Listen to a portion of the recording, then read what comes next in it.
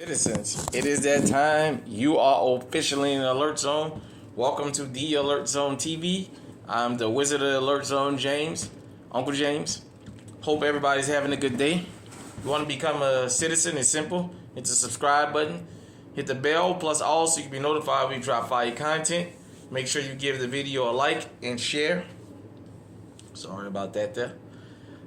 So I wanted to get into a discussion. I just saw a news article in the state of Arkansas about the whole ATF pistol brace thing, and there's a couple counties that said they're not going to enforce it, and they said that is in direct violation of their state laws, because their state laws has been passed to kind of protect the people from that. But something I found on this news clip that was very, very telling is something I want to get into. And that is, all these gun rights advocate groups are not after criminals. And they're being blunt about it now. Now that they see they have the majority in government, they're being blunt. And they're saying, yeah, we know this is against people who got lawfully owned firearms. We know that already. And we're going to make them do this, and that. They keep talking about mass shootings. Mass shootings are committed by criminals. Period. Point blank. Whether the gun is registered or not. But most gun violence that occur in America occur with stolen firearms by career criminals. Law-abiding citizens are not running around committing crimes like that. And that's a narrative we all as law-abiding citizens going to have to attack. Also, they said that this ATF rule is supposed to be published sometime this week, and then you're going to have 120 days before you're supposed to register that brace and all this other carrying on. Number one, if you pay cash for that brace, they can't trace it to you. Number two, even if you was to register the brace, according to the news, you don't register the gun. You know what I mean? So, furthermore, when you buy a firearm, it's already registered with the government. They already know it's yours. That's why guns have serial numbers on them. So this whole thing of registration and all that, don't let that fool you. They already know the firearms that you own. They're just trying to take a tally of where they can physically show up and try and enforce these pushover rules. I got my Keltec PLR is empty for YouTube. I'm in a controlled, safe environment. I'm the only person here in the house right now. It's chambered in 223 556. I usually run 223 through it. I got a Magpul handguard on there. I believe this is a threaded barrel that comes on here. Outside, where you can thread, what have you. And I don't have a brace. I'm not even sure if this gun was designed to take one, or there may be braces for it. I don't shoot it much. I have shot it before. I run 223 Winchesters through here. I love to run brass. It's kind of so-so with metal, at least for me. But the government know I have this already. Why do I need to go and register this, put a brace on it, and then register it? I'm not going out to commit no crimes. You law-abiding citizens out there are not going out committing crimes with these firearms. Yet, you keep hearing them say, we want to go after legal gun owners. The pretending is off. They've made it clear now. Yes, we know we're going to target legal firearm owners. And I'm going to tell you something that's going to do. They're encouraging criminality is what they're doing. Don't be mistaken by these people don't know and this and that. They use tragedies for promoting an agenda. And anytime there's a mass shooting, they go after the firearm. Or in some states, they want to make it where you can go after the firearm maker. I say this.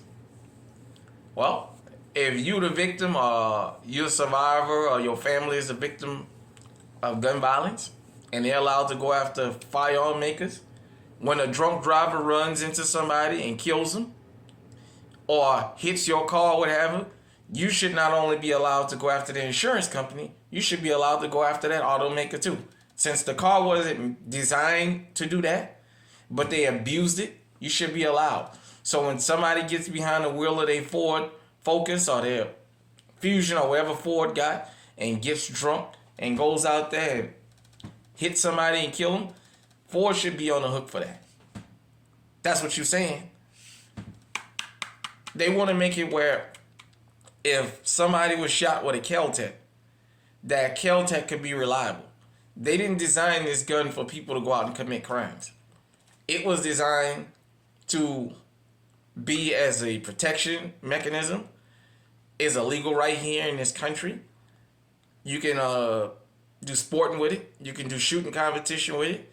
And in some places, it's legal to hunt with because, it has a neck bullet on it. But now you want to make gun makers on the hook. From my understanding, that's how Remington got into a lot of financial trouble. I'm going to have to research that, but I had heard that through the grapevine some years back, that they was allowed to be sued by somebody, and it's just caused a whole calamity. I personally have other opinions about Remington, but you know what I'm getting at. I believe that's so. I'm going to research that. But furthermore, if I decided to put a brace on this, it's legal to have a brace. I don't want to hear nothing about no damn ATF. Now, I heard the NRA is saying that they're planning on taking this to court and what have you and filing a suit. Everybody going to have to understand something. We can't just constantly depend on the Supreme Court. When you get pro-Second Amendment people in there, you need to put certain things into state and federal law. When Donald Trump was in office and he had the House and the Senate, that was the time to get things done. That was the time to run all the gun legislation, firearm accessory legislation we wanted. Because this would have never happened under him. We let him lose the House. We didn't push as the Second Amendment community. We didn't make it basically a daily fight as loud as they did about child deletion and other stuff. And that's where we suffered the loss at. Moving forward, if you're a law-abiding citizen or you believe that citizens have the right to protect themselves and should be allowed to purchase firearms that's legal and put accessories on them no matter what, this is going to have to be the fight. It's going to have to be one issue.